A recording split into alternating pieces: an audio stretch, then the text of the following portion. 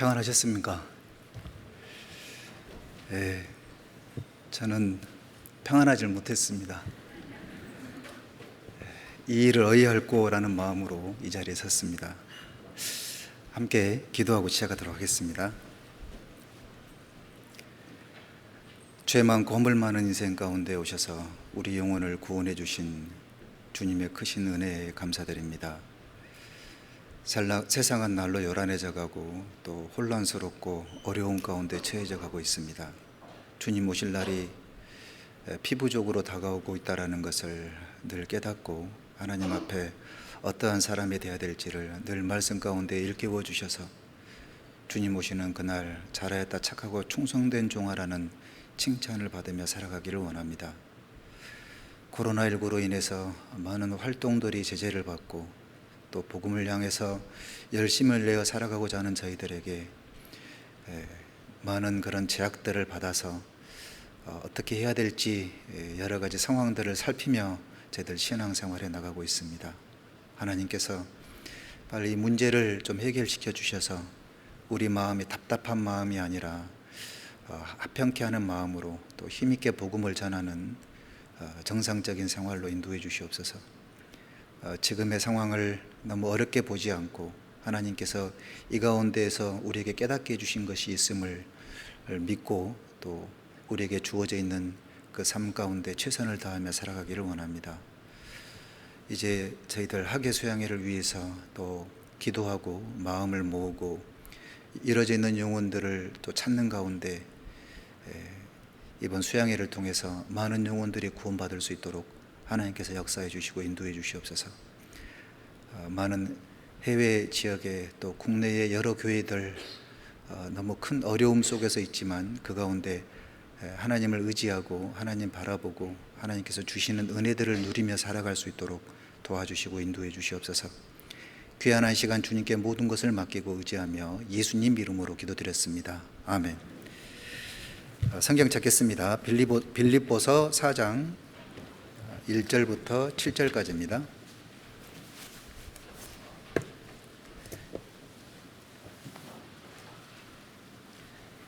빌립보서 4장 1절부터 7절까지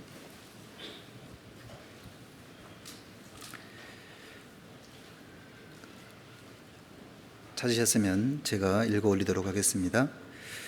그러므로 나의 사랑하고 사모하는 형제들, 나의 기쁨이요 멸류관인 사랑하는 자들아, 이와 같이 주 안에 살아. 내가 유오디아를 권하고 순두개를 권하노니 주 안에서 같은 마음을 품으라. 또 참으로 나와 멍에를 같이 앉아 내게 구하노니 복음에 나와 함께 힘쓰던 저 부녀들을 돕고 또 글레멘드와 그 외에 나의 동역자들을 도우라. 그 이름들이 생명책에 있느니라. 4절부터 7절까지는 같이 한번 읽겠습니다. 주 안에서 항상 기뻐하라. 내가 다시 말하노니 기뻐하라. 너희 관용을 모든 사람에게 알게 하라. 주께서 가까우시니라. 아무것도 염려하지 말고 오직 모든 일에 기도와 간구로 너희 구할 것을 감사함으로 하나님께 아뢰라. 그리하면 모든 지각에 뛰어난 하나님의 평강이 그리스도 예수 안에서 너희 마음과 생각을 지키시리라. 지금 코로나 사태로 인해서 복음을 전하기가 상당히 그런 어려운 그런 시대에 살아가고 있는데 어찌 보면 또 이것이 저희들에게 기회가 될 수 있겠다 싶어서 그 오늘의 말씀 주제를 지금은 복음을 전할 수 있는 조로의 기회다라는 주제를 좀 잡아봤습니다. 먼저 이 빌립보서 배경을 좀 보게 되면 빌립보서는 AD 62년경 사도 바울이 로마 감옥에 있으면서 빌립보 교회에게 보낸 편지로서 빌립보 성도들에 대한 그런 감사를 비롯해서 교회에 대한 어떤 성결에 대한 삶 그리고 복음 안에서 그 협력할 것을 촉구하고 있고 또 디모데와 에바브로디도를 청거하고 또 교회 내 잘못된 유대주의적 율법주의자들과 반도덕주의자들에 대한 경계를 목적으로 이 편지가 쓰여졌습니다. 그리고 이 마게도냐 지방의 첫 번째 교회인 이 빌립보 교회는 바울이 2차 전도 여행 때 전도한 그 루디와 그리고 점치는 소녀 그리고 빌립보 감옥의 간수와 그 가족들이 구원받음으로써 시작된 그런 교회입니다. 그리고 루디아의 집에서 모이기를 시작을 했던, 비록 적은 인원으로 시작을 했지만 열심히 주님을 섬기고 성도들 간에 뜨겁게 사랑하고 또 교제를 함으로 말미암아 그 전도가 부흥됐던 그런 교회라고 할 수가 있습니다. 그리고 빌립보서의 특징은 기쁨의 편지, 기쁨의 교제라고 불리우게 됩니다. 기쁨이라는 단어가 보니까 한 12번 정도 나오던데요. 그 복음 안에서 기쁨의 교제를 수시로 나눴습니다.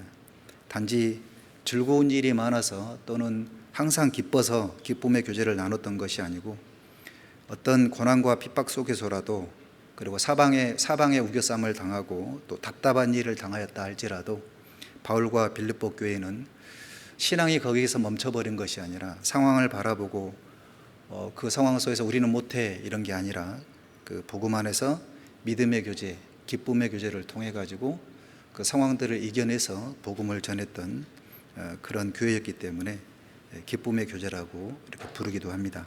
그리고 빌립보서는 각 장을 통해서 그리스도인의 삶에 적용되는 그리스도의 네 가지 측면이 나옵니다.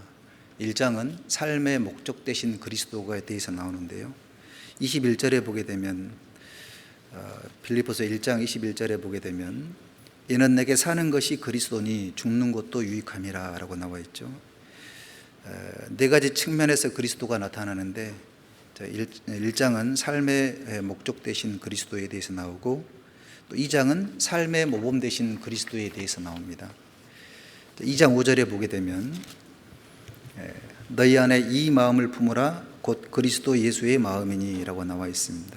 그러니까 그 삶의 모범 되신 그리스도, 너희 안에 이 마음을 품으라 곧 그리스도 예수의 마음이니, 그리고 삶의 모범 되신 그리스도를 본받아서 살았던 사도 바울도 우리에게 본이 되어 줍니다. 살든지 죽든지 내 몸에서 그리스도가 존귀되기를 원한다. 실제로 사도 바울은 살든지 죽든지 항상 바울의 몸 가운데 그리스도가 존귀하게 됐고 또 하나의 삶이 모범이 되었던 그 사도 중에 한 사람은 디모데였습니다. 자식이 아비에게 한같이 나와 함께 복음을 위하여 수고하였느니라. 그러니까 바울을 도와서 복음을 위해서 늘 수고했던 사람이 디모데였습니다. 또 한 사람이 있다 그러면 에바브로디도라고 할 수가 있습니다. 저가 그리스도의 일을 위하여 죽기에 이르러도 자기 목숨을 돌아보지 아니하였다라고 나와 있습니다. 그리고 또 한 사람이 있다 그러면 아마 루디아다라는 생각을 해보게 됩니다.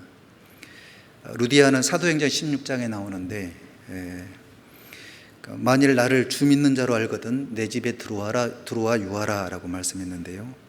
유럽 최초의 그리스도인, 그리고 구원받고 난 후에 곧바로 가족들을 전도해서 모두 세례를 받게 하고 그리스도를 위해서 그 즉시 가정을 개방해서 가정을 선교센터로 만들어버렸던 사람이 이 루디아였습니다. 빌립보 교회가 세워지고 복음의 진보, 믿음의 진보를 할 수 있었던, 그렇게 성장하기까지 희생과 헌신을 마다하지 않았던 그 여인이 바로 이 루디아라는 여인이었습니다. 우리에게 교훈이 된다라고 하는 것은 구원받고 나면 천천히 하라고, 뭐든지 전도도 천천히 하고 이렇게 하다 보면은 하나님께서 도와주실 것이라고 이렇게 얘기하는데 실제로 루디아는 그렇지 않았습니다. 구원을 받자마자 자기 가족들을 다 전도를 하고 또 구원을 받자마자 가정을 개방해버리고 구원을 받자마자 바울을 그 가정을 통해서 역사하기를 원했던 겁니다. 그래서 우리는 이런 것이 누가 알려줘서 된 것이 아니라 구원을 받았을 때에 하나님께서 주시는 마음을 가지고 그렇게 힘있게 삶을 살았던 사람이 루디아였던 겁니다. 또 3장은 삶의 상급 되신 그리스도에 대해서 나옵니다. 표대를 향해서 나아간다 그랬으니까 3장 13절 14절에 나와 있죠. 형제들아 나는 아직 내가 잡은 줄로 여기지 아니하고 오직 한 일 즉 뒤에 있는 것은 잊어버리고 앞에 있는 것을 잡으려고 표대를 향하여 그리스도 예수 안에서 하나님이 위에서 부르신 부름의 상을 위하여 쫓아가노라 그랬습니다. 그리고 마지막 4장은 삶의 능력 되신 그리스도에 대해서 나옵니다. 4장 13절에 나오죠. 내게 능력 주시는 자 안에서 내가 모든 것을 할 수 있느니라. 자, 이렇게 네 가지 측면에 대해서 예수님에 대해서 알아봤고요. 여기 4장 1절을 보겠습니다. 그러므로 나의 사랑하고 사모하는 형제들, 나의 기쁨이여 면류가 아닌 사랑하는 자들아, 이와 같이 주 안에 살아. 여기 보시면 나의 사랑하고 사모하는 형제들, 나의 사랑하는 자들아, 이런 표현을 썼는데, 바울은 이때의 상황은 로마의 죄수의 몸으로 감옥에 있는 그런 상황이었습니다. 어둡고 캄캄한 그런 옥중 생활이 늘 즐겁고 감사하지는 않았을 것입니다. 때로는 낙담도 됐을 것이고, 육신의 고통과 심적인 그런 피폐해져 있음이 있었을 것이고, 또 그 어려운 공경성에 처해져 있었을 때에 바울과 함께 했던 동역자들은 한 사람 한 사람씩 바울 곁을 떠났던 그런 상황이었습니다. 그런데 그 와중에도 이 빌립보 교회는 가뭄에 담배와 같은 그런 역할을 해줬습니다. 이 빌립보 교회가 세워지고 바울과 함께 교제한 지 10년이 지났는데도 이 빌립보 교회는 구원받고 난 이후에 지속적으로 바울과 함께 했습니다.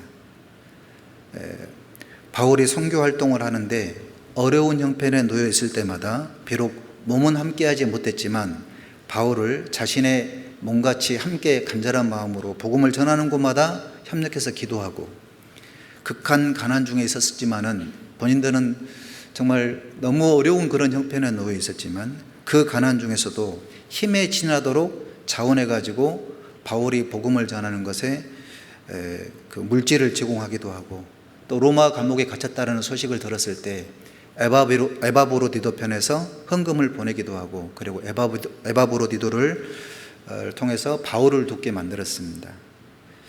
그런 상황을 바울이 겪고 나니까 이 빌립보 교회에 대한 그런 사랑을 받고 보니까 바울은 큰 감동을 받게 된 겁니다. 그래서 여기 1장 8절에 이렇게 얘기를 하죠. 빌립보서 1장 8절. 내가 예수 그리스도의 심장으로 너희 무리를 어떻게 사모하는지 하나님이 내 증인이시니라. 내가 기도하노라. 여기 보시면 8절에 내가 예수 그리스도의 심장으로 너희 무리를 어떻게 사모하는지 하나님이 내 증인이시니라 그랬는데, 바울은 인간적인 그런 그 감정을 넘어서 그리스도가 가지는 뜨거운 그런 애정과 열정으로 빌립보 교회를 사모한다는 사실을 그리스도의 심장이라는 표현에서 잘 드러내주고 있습니다. 그러니까 교회 앞에 어떤 그런 받아보지 못한 그런 사랑을 받아버리니까 바울의 마음속에는 이 빌립보 교회가 잊혀지질 않는 겁니다. 그러니까 우리 하나님을 기쁘시게 해드리고 또 하나님 앞에 다른 사람들이 하지 못하는 그 뜨거운 사랑을 보였을 때에 하나님께서는 그 감동을 받게 되면 우리를 그냥 내버려 두질 않는 겁니다. 항상 우리를 도와주게 돼 있는 그런 표현이라고 할 수가 있죠. 빌립보 성도들을 향한 바울의 진심 어린 사랑, 뜨거운 사랑, 이런 사랑은 바울이 그런 순수한 사랑을 받다 보니까 여기 너희 무리를 어떻게 사모하는지 하나님이 내 증인이시니라 라고 나와 있습니다. 그러니까 하나님을 자신의 증인으로 내세운 것은 빌립보 성도를 향한 자신의 사랑이 얼마나 큰가를 나타내주고 있으며, 또 이것이 하나님께서 보증할 정도로 진실한 것임을 자기가 나타내고 있다는 겁니다. 또 빌립보 성도들은 바울이 얼마나 자신들을 사랑하고 있는지를 알았습니다. 또한 그 사랑의 표현과 감정 속에 진실이 묻어남을 알았고, 그래서 상대방이 무엇이 필요한지를 알고 그 필요를 따라 아낌없이 그 사랑을 베풀었던 그런 교회가 바로 이 빌립보 교회였습니다. 그러니까 복음을 전하는 바울의 그 진심 어린, 그러니까 사역을 하는 데 있어서 바울은 빌립보 교회가 탄생되고 빌립보 교회가 세워질 때 이 바울은 자신의 그 몸을 돌아보지 않고 희생과 헌신을 마다하지 않았습니다. 그리고 진심으로 그 교회를 사랑했던 그런 마음이 있었죠. 그러니까 그 빌립보서 1장에 보게 되면 내가 바울이 그랬지 않습니까? 내가 이 두 사이에 끼었으니 떠나서 그리스도와 함께 있을 욕망을 가신 것이 더욱 좋으나 그러나 내가 육신에 거하는 것이 너희를 위하여 더 유익하리라, 이런 말씀도 하셨고, 또 2장 17절에 보게 되면 이렇게 말씀했습니다. 17절 18절에 보게 되면 만일 너희 믿음의 재물과 봉사의 위에 내가 나를 관제로 드릴지라도 나는 기뻐하고 너희 무리와 함께 기뻐하리니 이와 같이 너희도 기뻐하고 나와 함께 기뻐하라. 여기 이제 관제는 그 재물에 포도주를 붓는 의식으로 피 흘려 죽는 죽음을 가리키는데, 이 사도 바울의 마음속에는 이 빌립보 교회 성도들의 영적인 성숙, 믿음의 성장을 위해서라면 자신이 순교를 당한다 할지라도 그걸 기쁘게 여기고 받아들이겠다, 그런 마음으로 이제 교회를 아끼고 사랑하는 마음이 있었습니다. 그러니까 이 빌립보 교회도 바울의 그 헌신적인 그 사랑 앞에 감동을 받게 된 겁니다. 그리고 이 빌립보 교회와 사도 바울은 서로가 자신을 향한 그런 사랑들을 베풀어 주신 그 사랑 앞에 큰 감동을 받을 뿐만 아니라 복음을 향한 뜨거운 그런 열정을 품고 한결같은 그런 모습으로 영혼 전도에 힘쓰는 그런 신앙생활에 더욱 깊은 그런 신뢰를 보냈던 겁니다. 구원받은 그리스도인들이 서로 사랑하는 방법은 성도들 간의 어떤 그런 교제, 또 봉사, 또 뭐 야외 수련회, 또 여러 가지 있을 수가 있습니다. 그러나 여러 가지 어떤 그런 방법 중에 가장 뜨거운 사랑은 함께 복음을 전하며 고난을 받는 거라고 생각이 됩니다. 그리스도인끼리 사교 활동을 하는데 공감대가 형성되지 못하면 함께하지 못하는 경우가 많죠. 예를 들어서 등산을 좋아하는 분들과 함께 등산하면 등산을 싫어하시는 분들은 거기에 속하지를 못하는 겁니다. 친목 활동은 서로 사랑하고 하나 되는데 물론 약간의 유익은 있을 수 있지만 그러나 그것은 신앙생활의 양념치기에 불과하다. 복음과 함께 고난을 받는 그리스도인이 되어야 된다는 겁니다. 요한복음 13장을 한번 보겠습니다. 요한복음 13장 34절입니다.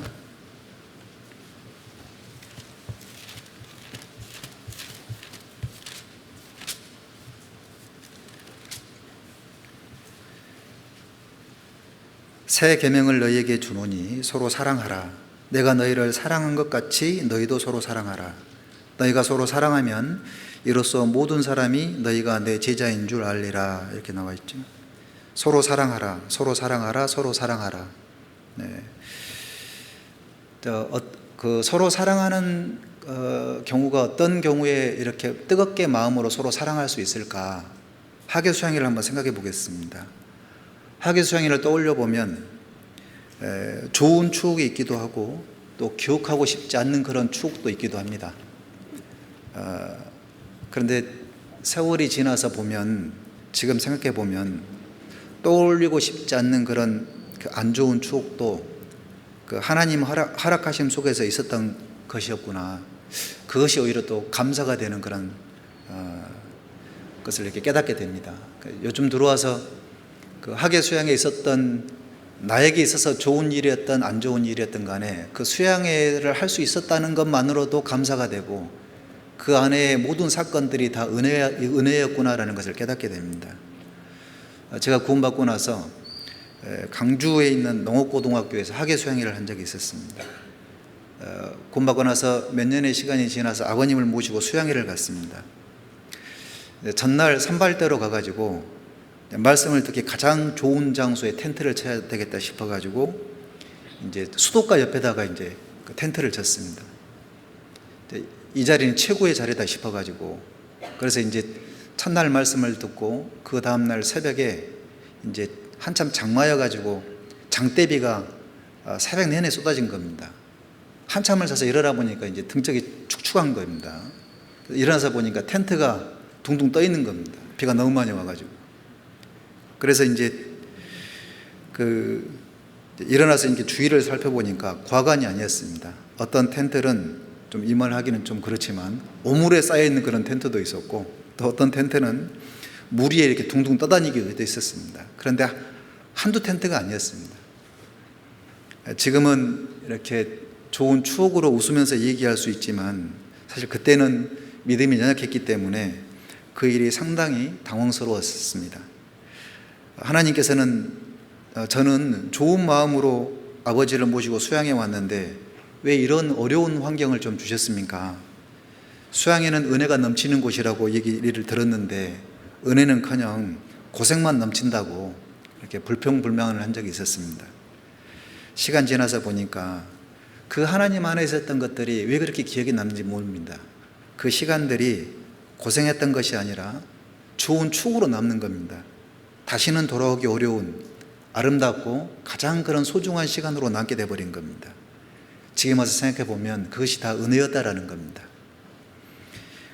또 공주 수양관이 지어지고 난 이후에 우리는 과거를 돌아보면 믿음관 대강당 그 전도 대상자들을 모시고 앞자리에 자리 잡으려고 앞자리에 자리 잡는다라는 것은 굉장히 힘들었죠. 하늘의 별 따기처럼 힘들었습니다. 그러니까 짐을 풀어놓고 이제 됐다 안심이다 여기서 매점에 갔다 오면 자기 짐은 온데간데 없고 저 한쪽 구석에 나뒹굴어져 있고 다른 분들이 자리를 차지하고 있는 겁니다. 또 옆에를 보니까 할머니들끼리 안진뱅 의자 있잖아요. 서로 자기 거라고 이렇게 싸우고 있는 겁니다. 쟁탈전을 벌이고 있는 거예요. 또 어떤 교회는 A4 용지 교회라 그래가지고 전도 대상자들이 말씀을 듣습니다. 양보해 주시기 바랍니다. 그래서 안진뱅 의자에다가 100개씩을 이렇게 붙여놓습니다. 그리고 바리케이트 테이프를 다 붙여놓습니다. 그런 거를 봤을 때에 이게 과연 구원받은 그리스도인들이 할 수 있는 그런 행동인가? 이거는 좀 이방인보다 좀 더 못한 것 같다 이런 생각이 들기도 합니다. 이 전도 대상자들은 수양의 첫날 말씀을 듣고 잠자리에 들면 대부분 잠자리가 불편해가지고 잠을 설치는 경우들이 많죠. 그래서 그 다음날 아침 시간에 오전 시간에 말씀을 듣게 되면 비몽사몽간에 말씀을 듣습니다. 전날 의자 때문에 싸웠던 그 구원받은 할머니들은 이제 서로 말도 안 한 채 앉아 있습니다. 교회가 서로 다르다 보니까 안 보면 그만이다 이런 표정으로 있었습니다. 그런데 이 전도 대상자가 말씀 시간에 자꾸 조니까 옆에 있던 할머니께서 사탕도 건네드리시고 바카스도 건네드립니다. 졸지 말라고. 그러고 이제 쉬는 시간이 되면 전도한 할머니는 전도 대상자의 얼굴을 보면 눈치를 보는 겁니다. 그래서 이렇게 말을 잘 못하고 있는데 그 싸웠던 할머니가 옆에서 거드는 겁니다. 졸면 안 된다고. 성경은 사실이고 에덴 동산 노아 홍수 사건은 성경에 기록되어 있는 것을 봤을 때 하나님은 살아계시는 거라고 시원하게 얘기를 해주는 겁니다. 그래서 그 전도했던 할머니는 너무 감사한 겁니다. 그래서 조용히 옆에 와가지고 어느 교회에서 오셨냐고, 언제 구원받으셨냐고 이게 서로 묻습니다. 그리고 이제 마지막 수양의 마지막 날 새벽에 이제 침례를 받습니다. 이 전도 대상자 할머니께서 구원을 받아가지고 침례를 받게 되면 이 할머니들이 기념 사진을 이렇게 찍습니다. 그리고 서로 보듬고 가면서 내년에 주님이 안 오시면 그때 보자고 그렇게 이제 교제를 하죠. 지금은 사실 이제 저희들은 수양회를 못한다라는 것은 이제 꿈에도 생각지 못했는데 하여튼 좀 죄송합니다. 감정이 좀 복받쳐가지고 그 다음에 왔다 그러면 그 할머님들이 다시 싸우겠습니까? 절대 그렇지 않습니다. 또 수양관에서 가장 이기적이었던 그 A4 용지 교회는 물론 자리 다툼을 했지만 말씀이 시작되는가 동시에 언제 그랬나는 듯이 함께 옥수수도 먹고 또 시원한 과일 주스를 마시고 주의 복음 말씀이 시작되면 자기 일처럼 기도해주고 상담 받으러 가면 같이 동행해서 구원 받을 때까지 상담하는 데 도와주는 그런 역할, 전도 도우미 역할을 합니다. 그래서 구원을 못 받으면 자기 일처럼 안타까워하고 아침, 점심, 저녁이 되면 항상 기도를 해줬습니다. 그리고 또 다음에 수양회가 시작이 되면 그 A4 용지 교회는 또다시 바리케이트 테이프를 가지고 와서 청년들을 이제 대강당 문을 여는과 동시에 자리를 잡아라. 그러면 청년들은 어떻게 하면 자리를 사수할 수 있을까? 모의를 하죠. 한 형제님이 이렇게 대답을 합니다. 저는 3박 4일 동안 이 자리를 지키기 위해서 씻지도 않고 머리도 감지 않고 양치질도 안 하겠나이다. 이렇게 얘기를 합니다. 그리고 그 자리를 사수하게 되면 그 형제는 교회에서 가장 빛나는 형제가 되는 겁니다. 그 일이 있고 난 이후에 전국교회 청년에 이런 소문이 퍼지기 시작했습니다. 수양회에 씻는 형제들은 신앙생활을 잘못하고 있는 형제라고. 이처럼 복음은 구원받은 그리스도인에게 사랑으로 하나로 만드는 자석과 같은 그런 역할을 합니다. 끌어당기는 그런 힘이 있습니다. 그렇지 않습니까? 그래서 수양회가 천국이라는 그런 표현을 쓰는 겁니다. 하나님께서 마치 모난 돌들이 각각 흩어져 있었을 때에는 볼품이 없어 보이고 어디에도 사용하기 어려운 것처럼 보이는데 그 돌들이 쌓는 사람에 의해서 각각 아름다움의 모양의 조화를 이루어 놓게 되면 사람들이 보기에 각각 다른데 모양이 다른데 너무 아름다워 보이는 겁니다. 그렇습니다. 우리는 각각 흩어져 있으면 조화롭지도 못하고 아름답지도 못하고 볼품도 없습니다. 아무 쓸모없는 것처럼 보여집니다. 그러나 하나님께서 복음 중심으로 우리를 사용하시면 그 각자의 장점들이 드러나가지고 가장 귀하고 아름다운 돌로 조화를 이루어가는 겁니다. 수양의 시작은 다툼이었을지 모르지만 시간 지나면 그 다툼이 사랑으로 바뀌는 겁니다. 은혜가 아니라고, 정말 이 수양회가 왜 이렇게 사람들이 이기적이냐고 그러는데 그건 끝까지 안 가봐서 그러는 거예요. 그 중심에 들어가 보지 않아서 그러는 겁니다. 복음과 사랑은 연결되어 있습니다. 복음을 전하는 가운데 사랑이 커지고 사랑하는 가운데서도 복음이 힘있게 전파되는 겁니다. 그래서 그리스도인은 사랑은 영혼 전도를 통해서 더욱 빛나게 되어 있는 겁니다.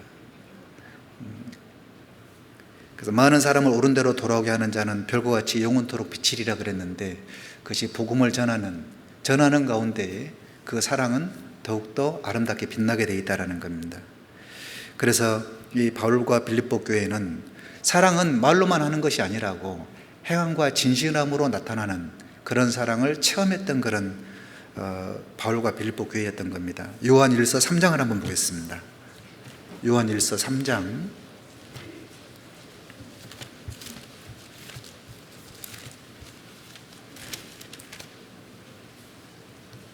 16절 18절입니다.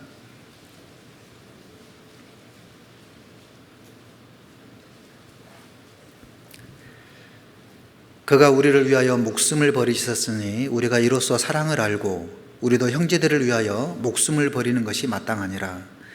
누가 이 세상 재물을 가지고 형제의 궁핍함을 보고도 도와줄 마음을 막으면 하나님의 사랑이 어찌 그 속에 거할까 보냐. 자녀들아, 우리가 말과 혀로만 사랑하지 말고 오직 행함과 진실함으로 하자.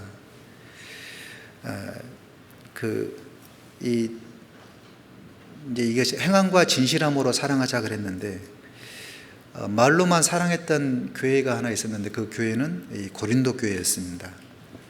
고린도후서 11장 9절 한번 보겠습니다. 고린도후서 11장 9절.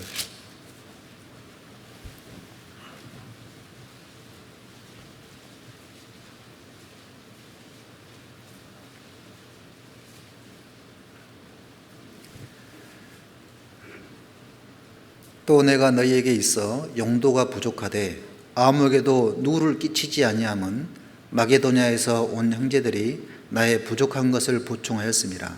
내가 모든 일에 너희에게 폐를 끼치지 않기 위하여 스스로 조심하였거니와 또 조심하리라. 바울은 고린도 교회에는 전도에 필요한 물질을 아무것도 받아가지 않았습니다. 바울은 사도로서 정당한 대우를 받을 마땅함에도 불구하고 고린도 교회 성도들에게는 경제적인 부담을 안겨주지 않았던 겁니다. 이유는 오직 복음에만 전념하도록 하기 위해서 바울은 헌신적이고 희생적인 그런 사랑으로 이 고린도 교회를 이렇게 생각하고 돌봐줬던 겁니다. 그런 바울의 깊은 사랑을 이 고린도 교회는 헤아리지 못하고 바울을 판단하고 비난했던 겁니다. 그러나 이 빌립보 교회에게는 감사함으로 그걸 받았던 거죠. 이 고린도 교회는 순전하지 못한 그런 모습으로 바울을 대했습니다. 교회 규모를 놓고 보면 이 빌립보 교회에 비하면 이 고린도 교회는 좀 더 대형 교회가 아니었나 싶습니다. 그러나 그들의 마음은 대형 교회가 되지 못했습니다. 그들은 너무 인색했습니다. 마음이 인색하니 물질도 인색했고, 그러다 보니까 예루살렘 교회가 어려운 형편에 놓여 있었는데도 불구하고, 그리고 그들은 말로써 금방 도와줄 것처럼 얘기했다가 1년이 지났는데도 그 예루살렘 교회에게 교회를 도와주지 않았습니다. 하나님이 세운 사도와 함께 복음을 전해도 부족한 그 시간에 바울을 판단하고 비방하는 일에 앞섰던 교회가 이 고린도 교회였습니다. 인색한 마음은 무관심으로 이어지게 됩니다. 자기밖에 모르는 이기적인 그런 교회,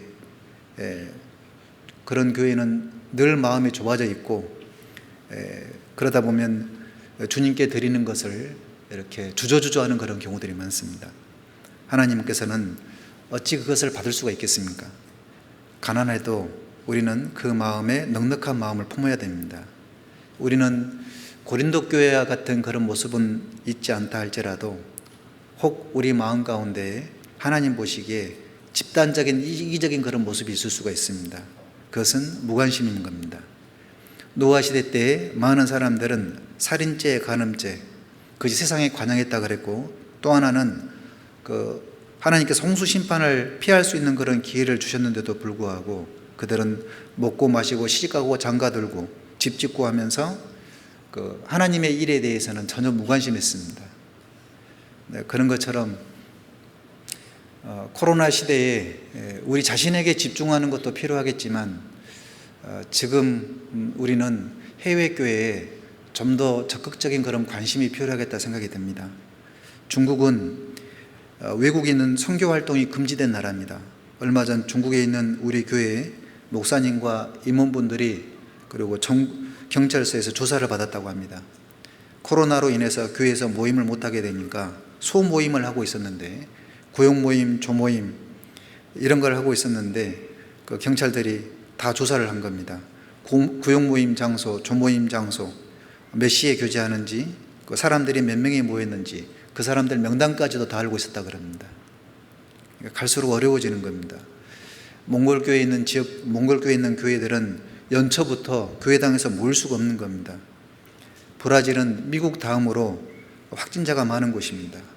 페루는 7월 2일 기준으로 봤을 때 확진자가 29만 명을 넘어섰습니다. 인구가 3천만 명밖에 안 되는 겁니다. 심지어는 안타까운 일이지만 그 코로나로 인해서 함께 교제했던 자매님이 한 분 주님 품으로 먼저 가시기도 하셨습니다. 유럽에 있는 밀라노 교회, 또 파리 교회, 런던 교회, 또 독일에 있는 교회, 스페인에 있는 교회, 미국 전역에 있는 모든 교회들, 해외에 있는 모든 교회들이 모임을 할 수가 없습니다. 그것뿐만 아니라 우리는 국내 교회를 봤을 때에도 30명 남짓 되는 그런 국내 시골 교회 같은 경우에 어려운 형편에 소작거리를 팔아가지고 교회를 운영하는데 여러모로 요긴하게 사용을 합니다. 그러나 코로나로 인해 가지고 뭔가를 이렇게 판매할 수가 없습니다. 또 성도들 개인을 놓고 보면 물론 다 그렇진 않지만 어떤 형제님들은, 어떤 형제자매들은 하루아침에 직장을 잃기도 하고, 또 갈수록 그 회사의 압박은 심하죠. 매출이 나와야 되는데 그 매출이 못 나오면 그 영업사원에게 압박을 심하게 이렇게 주죠. 하루하루 출근하는 것이 그 삶의 무게가 느껴질 정도로 너무 힘든 겁니다. 또 언제 이제 아르바이트를 좀 했으면 좋겠는데 그 아르바이트도 쉽지가 않은 겁니다. 그것이 현재 우리의 삶인 겁니다. 또 교회와 목회자들을 놓고 보면 열심히 해도 정말 부족하고 답답한데 뭔가 이렇게 할 수 있는 그런 상황이 안 되니까, 아무것도 못한다고 생각하니까 그 마음이 얼마나 답답하겠습니까? 그래서 우리는 나 자신을 생각하는 것도 중요하지만 전국교회 그리고 전 세계 교회를 자기 일처럼 생각하고 기도하는 것이 좀 필요하겠다. 더 나아가 교회는 목회자를 위해서, 목회자는 성도들을 위해서 더 깊은 관심과 사랑이 필요한 그 시기가 아닌가 싶습니다. 세상은 자기 일에 집중하고 자기에게 관심을 집중하지만 교회는 그렇지가 않습니다. 고린도후서 11장 27절 한번 보겠습니다. 27절에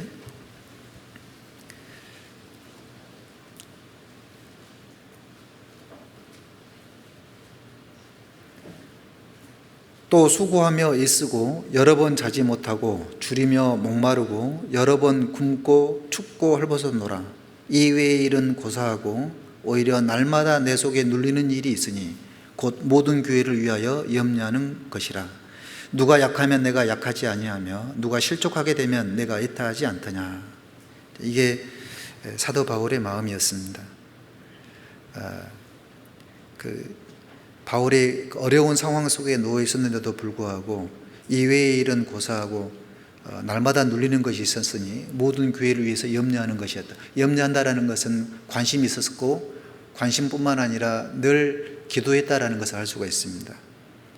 누가 신앙적으로 약하다 그러면 마치 자기 일처럼 약해하고, 누가 실족하게 되면은 자기 살이 하나 떨어져 나간 듯한 그런 느낌을 받았을 겁니다. 그리고 베드로전서 4장에 보게 되면 만물의 마지막이 가까웠으니 그러므로 너희는 정신을 차리고 기도하라. 무엇보다도 열심으로 서로 사랑할지니 라는 말씀이 있죠. 무엇보다도 열심으로 서로 사랑할지니, 열심히 사랑한다는 것은 어려운 형편을 알고 기도하는 것뿐만 아니라 도와드리는 걸 얘기하는 겁니다. 지역교회에서 판매하는 구황작물, 또 생활물품들, 이런 것들이 저희들은 이제 세상 것들과 비교하지 말고, 이것이 교회 것이 더 싸고 또 세상 것이 더 싸고 이런 거 비교하지 말고 정말 감사하는 마음으로, 수고하는 마음으로, 그리고 애쓰고 교회를 위해서 그렇게 노력하고 희생하는 그런 분들을 생각할 때 나는 당연히 도와드려야 되겠다라는 그런 마음들 있지 않습니까? 그리고 해외 교회를 위해서 내가 하고 있는 현재의 이렇게 도와주는 그런 헌금들이 있다 그러면 정말 나보다 훨씬 더 어려운 상황 속에서 놓여 있는 그분들을 위해서 기꺼이 조금 더 희생하는 것이 나에게 좀 필요하겠다, 이런 생각이 좀 들기도 합니다. 우리는 우리의 구원받은 사람들의 이름이 있습니다. 그 이름은 그리스도인이라는 이름을 가지고 있습니다. 그리스도인이라는 이름은 자신을 위해서 살아가지 않는 이름인 겁니다. 우리가 살아도 주를 위하여 살고 죽어도 주를 위하여 죽나니 우리가 사나 죽으나 주의 것이다. 그래서 우리 이름을 그리스도인이라는 이름을 하나님께서 붙여주셨습니다. 그리스도를 위해서 사는 사람, 그리스도인을 위해서 살아가는 사람, 형제자매들을 위해서 헌신하며 살아가는 사람, 우리는 그 이름을 그리스도인이라 부릅니다.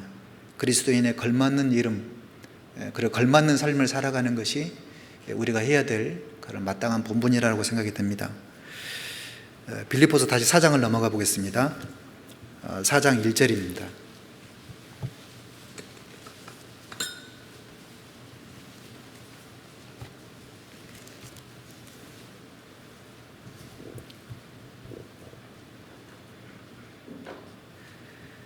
그러므로 나의 사랑하고 사모하는 형제들, 나의 기쁨이요 면류관인 사랑하는 자들아.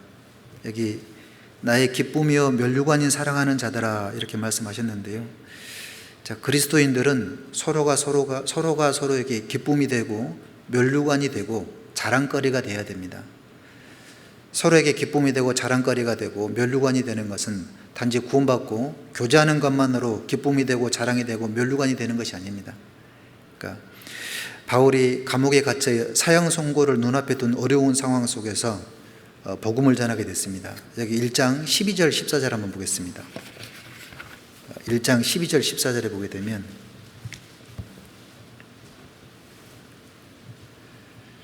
형제들아 나의 당한 일이 도리어 복음의 진보가 된 줄을 너희가 알기를 원하노라. 이러므로 나의 매임이 그리스도 안에서 온 시위대 양과 기타 모든 사람에게 나타났으니 형제 중 다수가 나의 매임을 인하여 주 안에서 신뢰함으로 겁없이 하나님의 말씀을 더욱 담대히 말하게 되었느니라. 보시면 바울은 늘 그랬습니다. 어떤 어려운 상황에 처해 있다 할지라도 그것을 포기하지 않았습니다. 빌립보 교회에게 얘기하기를, 이 빌립보 교회가 생각하기를, 이제 바울이 로마에 가서 복음을 전한다고 했는데 죄수의 몸으로 가게 되고 감옥에 들어가게 되고 이제는 복음이 끝이 났구나, 이런 생각을 할 수 있었을 텐데, 이 바울이 빌립보 교회에게 얘기하기를 나의 이 당한 일이 도리어 복음의 진보가 된 줄을 너희가 알기를 원한다. 나의 매임이 결국 그리스도 안에서 시위대 몇 사람 또 기타 모든 사람에게 구원을 받는 그런 역사가 나타났다. 그 소식을 듣고 이제 이 빌립보 교회가 힘을 받아가지고, 그렇다, 바울은 늘 그렇게 살아왔구나. 사도행전에 보게 되면 이 바울은 루스드라와 더베 그 근방에 가서 복음을 전했습니다. 그런데 유대인들이 안디옥과 이고니온에서 와가지고 무리를 초인해서 바울을 쳐서 죽은 줄 알고 성 밖에 던져버렸습니다. 그때 다 죽은 줄 알았는데 이 바울이 하나님의 초자연적인 능력으로 벌떡 일어서 버린 겁니다. 그리고 다시 그 안에 들어가서 복음을 전한 겁니다. 그 성에 들어가서.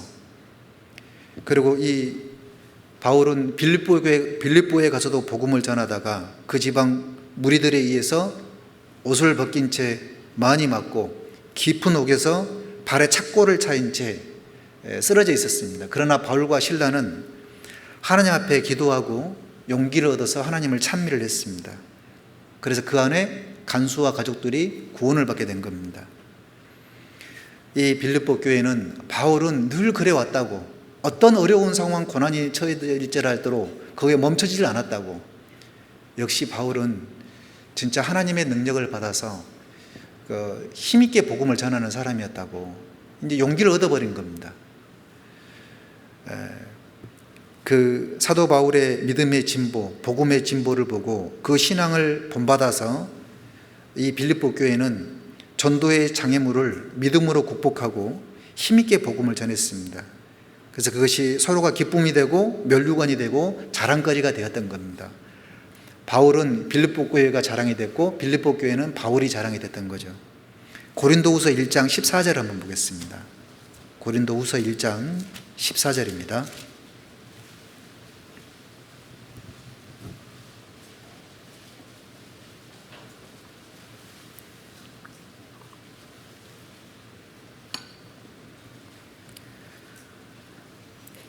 너희가 대강 우리를 아는 것 같이 우리 주 예수의 날에 너희가 우리의 자랑이 되고 우리가 너희의 자랑이 되는 것이라. 그러니까 사도 바울은 주님 앞에 가면 자랑할 것이 많았을 거라고 생각이 됩니다. 주 안에서 고린도 교회, 에베소 교회, 빌립보 교회, 수많은 교회들, 그 교회들이 처음에는 신앙의 약한 모습들이 있었지만 점차 신앙생활의 모습이 주님을 닮아가는 그런 모습으로 변화되어 갔습니다. 하나님 앞에 믿음이 자라가고 고난과 핍박에 주어져도 흔들리지 않고 복음을 전하는 그런 모습. 그래서 하나님 앞에 가면 이 교회들이, 형제들이 자랑거리가 됐던 겁니다. 얼마 전에 6월 달에 대전도 집회가 있었습니다. 그 대전도 집회를 준비하는데 코로나19로 인해 가지고 누구를 전도하는 것이 쉽지가 않았습니다. 대구 지역의 신천지 교인으로 인해 가지고 교회 인식이 좋지 않았고, 더군다나 교회에서 소모임을 통해서 코로나가 발생되고 있다는 그런 뉴스를 계속 듣게 됐습니다.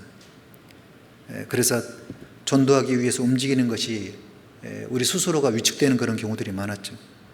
또 우리 교회도 또 생활거리 두기를 인해서 형제들이 교회 안에서 모이는 것이 쉽지 않은 겁니다. 몇 달 동안 교회당 와서 말씀 듣는 것도 어려웠죠. 가정에서 온라인으로 말씀을 들었습니다. 그래서 어떤 형제자매들은 교회가 너무 그리워가지고 교회당 주변을 이렇게 맴돌다가 몇 바퀴 맴돌다가 기도하면서 눈물 흘리면서 집에 돌아갔다.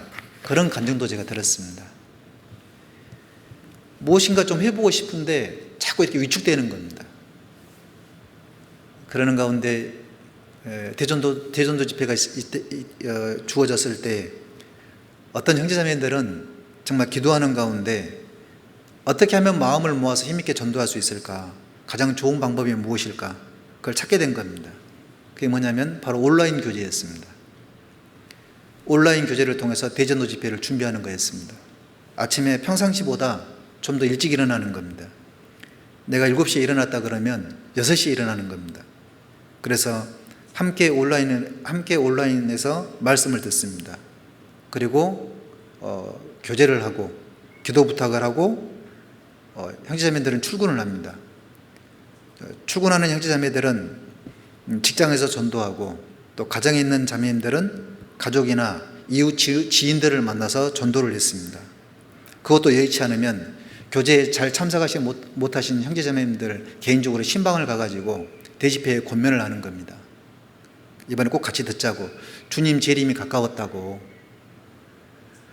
그리고 그 다음날이 되면 또 아침 일찍 일어나서 온라인으로 말씀을 듣고 전날 있었던 전도의 현황들을 쭉 간증을 하고, 그래서 상황이 지금 이런 상황이 됐다고, 상태가 지금 좋은 상황이 됐고 또 이 사람이 지금 안 되니까 다른 방법을 써서 다른 분을 지금 전도하고 있다고, 그렇게 교제를 하고 전도 상황을 공유하고 다시 영적 전쟁터에 나가서 복음을 전하는 겁니다. 그렇게 했던 모임이 2주간 3주간이 지속이 됐습니다. 특정 이렇게 회배를 얘기해서 좀 죄송한데, 이 청년회 같은 경우에는 우리가 하나님을 생각하고 영혼을 생각하자는 그런 마음으로 물고기를 153마리를 만들어서 왼쪽 상단에 착용을 했습니다. 그러니까 이제 여름이다 보니까 양복에 이렇게 착용하지를 못하고 옷빈으로 이제 와이셔츠에 이렇게 착용하다 보니까 와이셔츠에 계속 구멍이 나는 겁니다. 이제 헤어지면 이건 이제 못 입는 거예요. 그래서 이제 우스갯소리로 형제는 와이셔츠에 구멍이 나야지만 신앙생활을 잘하는 거라고, 다 구멍 내야 된다고 그런 얘기도 했습니다. 그리고 회사에 출근하면 이방인들이 가끔씩 물어본답니다. 이건 도대체 뭐 하는 거냐고. 그래서 속으로 그런답니다. 이제 낚였다. 그래서 이제 전도를 한답니다. 사실 아무것도 아니지만 이번 대전도 집회를 위해서 우리가 구호를 외치자 그래가지고 고린도전서 16장 13절에 보게 되면 깨어 믿음에 굳게 서서 남자답게 강건하여라라는 말씀이 있습니다. 그리스도인은 복음이다. 우리는 사나 죽으나 복음이다. 매일 구호를 외치고 전쟁터에 나가서 전쟁을 하는 겁니다. 대집회가 시작되기 전 교회에 오시기 어려운 분들은 스터디 카페를 빌려가지고 전도 대상자를 포함해서 3명, 4명씩 말씀을 듣기도 하고, 또 구원받지 못한 남편을 전도할 수 있는 조로의 기회다 그래가지고 가정을 개방해서 주위에 있는 형제자매들을 초대를 해가지고 같이 말씀을 듣기도 하고, 또 심지어는 시골에 계신 부모님을 전도하기 위해서 대집회를 내려가서 실시간으로 대집회를 같이 듣는 겁니다. 그 153마리의 물고기는 집회 첫날 2개의 구물을 쳤습니다. 하나는 온라인, 하나는 오프라인인 겁니다. 그 첫날이 돼서 153마리가 다 잡힌 겁니다. 물론 그분들이 다 구원받고 받는 건 아닙니다. 쭉 이렇게 그 다음날 며칠 시간이 지나서 보니까 100마리가 추가로 또 구물 아래 들어왔습니다. 또 물론 그분들이 다 구원받는 건 아니지만 그분들을 또 우리는 기억하고 또 잡습니다. 그리고 학예 수양회가 되면 다시 그분들을 연결하는 겁니다. 어떤 교구는 대집회 때 늘 대집회 때마다 듣는 분들이 5명 미만이었습니다. 그런데 이번에 대집회 때 온라인으로 교제하고 말씀 듣고 교제하고 전도를 하러 다니고 실제적인 전도를 하다 보니까 대집회 때 한 번 이상 들었던 분들이 40명이 됐습니다. 그리고 실제로 구원받는 사람이 있었습니다. 너무 확실하게 구원받아가지고 대집회의 말씀을 듣는데 그때 그 구역은 너무 좋은 겁니다. 왜냐하면 그 구원받은 사람이 말씀을 듣는데 다 깨닫는 겁니다. 그리고 또 어떤 자매님의 남편분은 대집회를 이제 온라인으로 듣는데 여러 강사들의 말씀을 들었는데, 그리고 이제 물론 구원을 못 받았지만 말씀을 여러 차례 들었습니다. 자기가 말씀을 듣는 가운데에 여러 가지 증거들을 이렇게 보여주는데 이번 대집회를 보니까 성경처럼 확실하게 증거를 보여주는 그 강사는 이런 표현 써서 죄송합니다. 이완 목사님밖에 없다, 이런 얘기를 하셨습니다. 가장 확실한 증거를 보여주셨다고. 그것처럼 확실한 증거가 어디가 있겠냐고. 그렇게 말씀을 듣고도 구원을 못 받으셨습니다. 네. 우리는 그 빌립보서 2장에 보게 되면 그리스도의 날에 나로 자랑할 것이 있게 하려 함이라, 이런 말씀이 있죠. 그리스도의 날에 나로 자랑할 것이 무엇이겠습니까? 집회가 끝나자 어떤 분은 이런 간증을 했습니다. 무척 아쉬운 마음이 든다고. 좀 더 전도할 수 있었는데. 또 어떤 분은 사실 육신은 너무 피곤했다. 새벽마다 온라인으로 모여서 말씀 듣고 교제하는 가운데 이렇게 하는 것이 쉬운 일은 아니었다. 그러나 마음은 늘 하나님의 말씀으로 채워지게 되고 그것이 기뻤고 삶의 목표가 늘 주님이었기 때문에 그렇게 주님을 두고 살아가는 것 자체가 너무 행복했다라는 겁니다. 마음에 하나님, 아침에 일어나면 빈 마음인데 그 빈 마음이 말씀으로 채워지고 형제자매님들의 그 전도하는 그런 열정으로 채워지게 되다 보니까 하루가 너무 행복했다라는 겁니다. 그리고 마음에 평강이 찾아오는 겁니다. 그리고 육신은 너무 피곤한데 아침에 저절로 눈이 떠지는 겁니다. 왜냐하면 그 영적인 그 생명의 말씀을 나는 먹어야 된다. 그리고 그 성령 충만한 삶은 내 삶에 있어서 가장 행복한 삶이다. 그러니까 피곤하지만은 눈이 떠지는 겁니다. 그리고 집회가 끝나고 나서 보니까 또 언제가 집회가 있을까? 집회가 기다려진다라는 그런 간증도 하십니다. 또 코로나로 인해서 크게 위축되고 어려운 상황이었는데 주님 안에서 한뜻 마음이 모아지고 그렇게 했다 보니까 불가능하게만 느껴졌던 전도가 정말 전도의 문이 열리게 됐다. 집회를 앞두고 전도해야 되겠다는 그런 막연한 생각은 하고 있었지만 실제적으로 실천에 옮기는 것은 정말 쉬운 일이 아니었다. 나는 늘 구원을 받고 몇십 년이 지났지만 집회 기간이 되면 내 몸 하나 참석하는 것도 어려운 그런 상황이 됐다. 그리고 그거 하나 참석하는 것으로 전부로 여기면서 살아갔다. 그러나 코로나는 복음을 전하는데 방해하는 것이 아니라 오히려 복음을 전하는데 나에게 도움을 줬다라는 겁니다. 기회를 줬다라는 거예요. 그 아프리카에 신발을 판매하기 위해서 영업사원을 2사람을 파견했다 그럽니다. 근데 그 다음날 한 사람이 그 본사에다가 전화를 한 겁니다. 이곳은 아무도 신발을 신고 싶지 않습니다. 당장 내일 철수하겠습니다. 그리고 또 한 사람은 본사에다가 전화를 한 겁니다. 이곳은 아무도 신발을 신고 있지 않습니다. 당장 내일 신발 수십만 컬을 다 보내주십시오. 다 팔겠습니다. 이렇게 얘기를 했다 그럽니다. 그러니까 똑같은 상황이지만 어떻게 바라보느냐에 따라서 하나님께서 우리에게 기회를 주신다라는 겁니다. 또 우리는 2020년 학예수양회를 어떻게 보낼 것인가 나름대로 우리는 생각을 합니다. 온라인으로 수양회를 말씀을 듣게 되는데 우리 가정은 어떻게 준비할 것인가. 우리는 또 가족끼리 모여서 계획을 짭니다. 학예수양회 우리 입구에 들어가면 플랜카드가 있습니다. 2019년 여름 학예수양회가 나오지 않습니까? 우리도 집집마다 이제는 그 수양관을 못 가니까 집집마다 플랜카드를 걸어놓는 겁니다. 2020년 전국 온라인 가정학예수양회 뭐 이런 식으로. 그리고 매점도 가정에서 운영하는 겁니다. 첫날에는 떡볶이, 다음 날에는 수박야채, 그 다음 날에는 해시바를 운영하는 겁니다. 다양한 음료를 제공해 드리는 겁니다. 가족들에게. 그리고 한 잔에 낮은 가격으로 판매를 하는 겁니다. 한 잔에 뭐 5만 원, 좀 나간다 싶으면 한 10만 원. 그래서 만약에 비싸다 안 먹을 것 같으면 아예 주지를 말아버리는 겁니다. 그래서 그리고 다음 날이 되면은 컵라면도 판매하고 비빔국수도 판매하고 만두 치킨도 판매를 하는 겁니다. 그리고 수익금은 전부 해외 선교, 그걸 이제 수익금을 받아가지고 해외 선교에 드리는 겁니다. 그리고 우리는 그걸로만 끝나서는 안 되겠죠. 형제들은 우리 수양의 맛은 설거지 봉사다.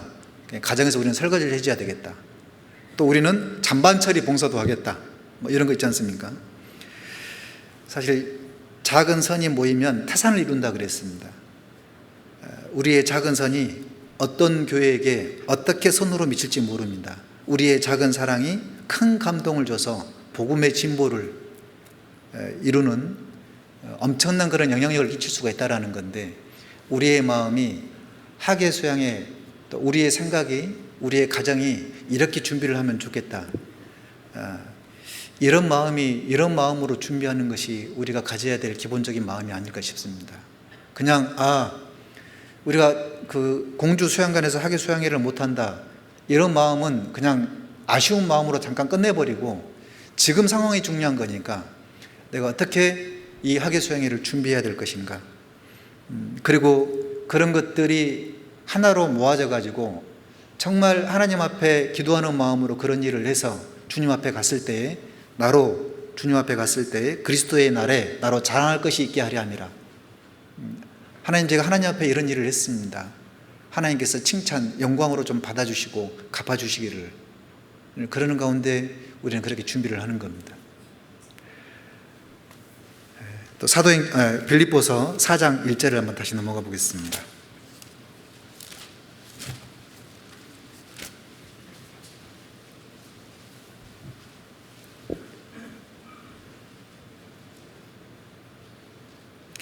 빌립보서 4장 1절. 그러므로 나의 사랑하고 사모하는 형제들, 나의 기쁨이요 멸류관인 아닌 사랑하는 자들아, 이와 같이 주 안에 살아.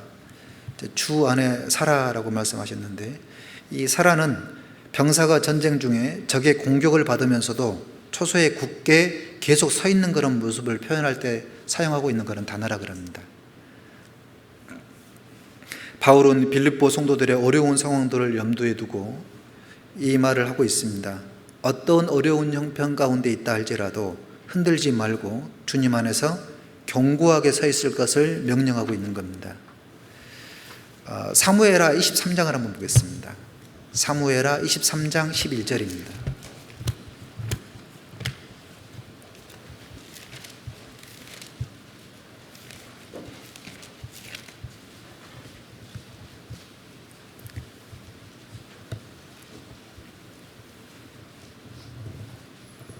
(11절) (12절) 그 다음은 하랄 사람 아게의 아들 삼마라 블레셋 사람이 떼를 지어 녹두나무가 가득한 밭에 모임에 백성들은 블레셋 사람 앞에서 도망하되 저는 그 밭 가운데 서서 막아 블레셋 사람을 친지라 여호와께서 큰 구원을 이루시니라. 이 삼마 용사 삼마는 블레셋 사람들이 떼를 지어 녹두나무 가운데 모였을 때 이스라엘 백성들은 그 블레셋 사람들을 보고 다 도망했지만 삼마는 자기 위치를 지켰습니다. 그 밭에 서서 막아서 블레셋 사람을 쳤습니다. 그때 여호와께서 큰 구원을 이루어 주셨던 겁니다. 우리는 코로나로 인해서 우리의 마음이 움츠러들어서는 안 되겠습니다. 그리고 우리가 있어야 될 장소에 있어야 되겠다는 생각이 듭니다.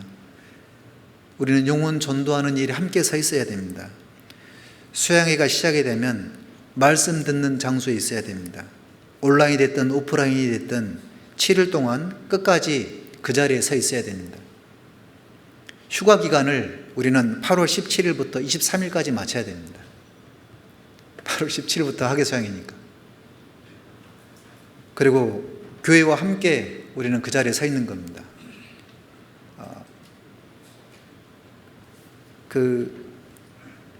빌립보서 1장 27절도 한번 보겠습니다. 빌립보서 1장 27절입니다.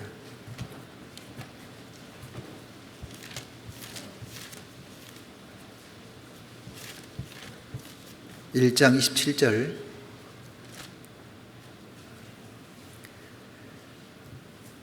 같이 한번 읽겠습니다. 오직 너희는 그리스도 복음에 합당하게 생활하라. 이는 내가 너희를 가보나 떠나 있으나 너희가 일심으로 서서 한뜻으로 복음의 신앙을 위하여 협력하는 것과 일심으로 서서 한뜻으로 서 있어야 될 것을 말씀하고 있죠. 복음의 신앙을 위해서 함께 협력하여서 우리는 수양의 준비를 해야 됩니다. 저는 개인적으로 구원받고 나서 수양회를 한 번 빠진 적이 있었습니다. 제가 일부러 빠진 건 아니었고, 그 회사에서 그 휴가를 이제 주는데 갑자기 물량이 많아가지고 그 휴가를 갈 수가 없었습니다. 그래서 수양회가 다 끝나고 난 시점에 그 회사에서 휴가를 줘가지고 제가 이제 시골에 제 부모님 댁에 다녀온 적이 있습니다. 네, 근데 이제 저는 그것이 이제 뭐 어쩔 수 없었다라는 생각이 들어가지고 뭐 수양에 대한 그 마음들은 가고 싶은 그런 마음이 있었지만은 상황이 안 됐으니까 나는 어쩔 수 없다. 그래서 이제 그 고향에 내려가서 이제 며칠 휴가를 이제 집에서 있다가 올라오게 됐습니다. 근데 제가 그때 그 제 생애에 가장 큰 징계를 받았었습니다. 하나님 앞에 엄청난 징계를 받았습니다. 여기서 얘기하기는 좀 어렵지만 그 징계를 받고 그때 이게 왜 이런 징계를 받았을까 생각해 보니까 제 마음이 수양에 가 있지 않았던 겁니다. 자 스스로가 타협을 해버렸던 겁니다. 어쩔 수 없는 거다, 이거는 물리적인 현상이기 때문에 이건 어쩔 수 없는 거다. 그래서 내 마음이 아예 수양에 마음이 없었던 겁니다. 그때 제가 정말 크게 한 가지 깨달았었는데, 그게 뭐냐면 내가 앞으로 주님 앞에 갈 때까지 죽어도 나는 수양에 같이 있어야 된다. 더 이상 나는 징계를 받을 수 없다. 그런 마음으로 그 다음부터는 휴가가 안 맞아도 퇴근하고 나면은 수양회를 같이 참석을 했었습니다.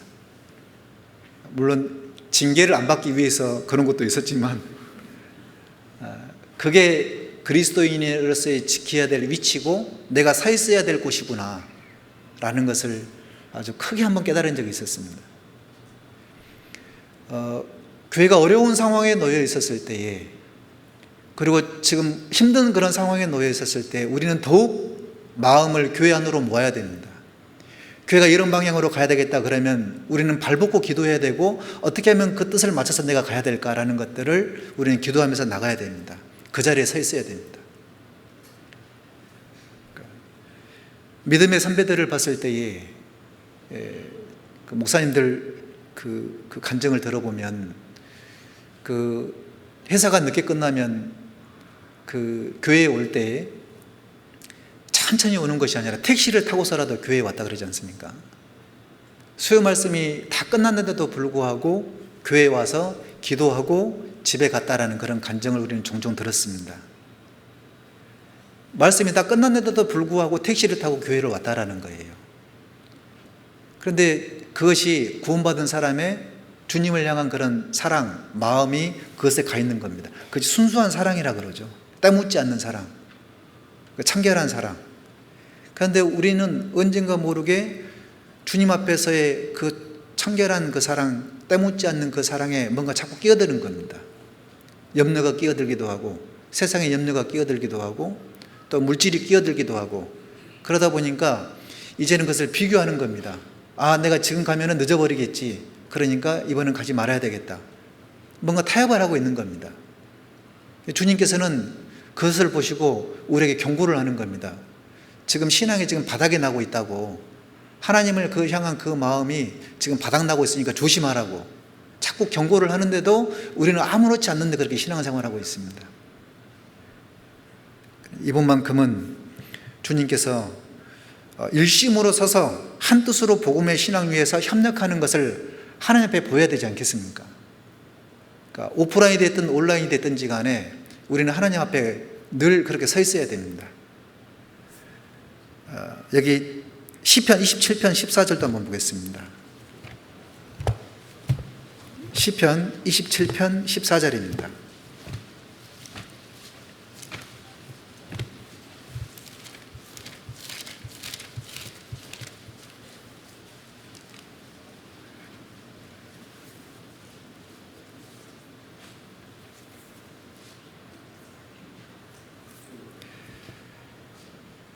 같이 한번 읽겠습니다. 너는 여호와를 바랄지어다. 강하고 담대하며 여호와를 바랄지어다.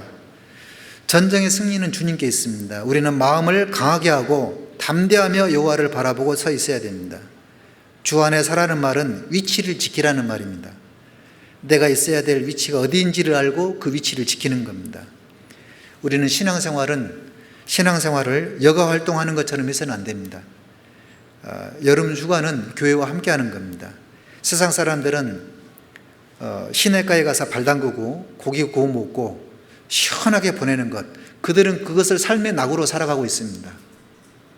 그 삶의 행복이라고 살아가고 있는 거고, 그건 세상 사람들의 일이고, 구원받은 그리스도인들은 우리의 삶의 낙은 교회와 함께하는 겁니다. 땀 흘려서 같이 말씀 듣고 봉사하고, 어떤 상황에 주어지든지 간에 나는 교회와 함께하는 거다. 그래서 나는 이번 그 학예 수양회는 그 어느 때보다 각자의 위치를 교회 안에서 지키는 것이 절대적으로 필요한 그런 시기가 아닌가 싶습니다. 각자 주어진 위치에서 굳건히 서 있어야 되겠다 생각이 듭니다. 빌립보서 4장 2절을 한번 더 넘어가 보겠습니다.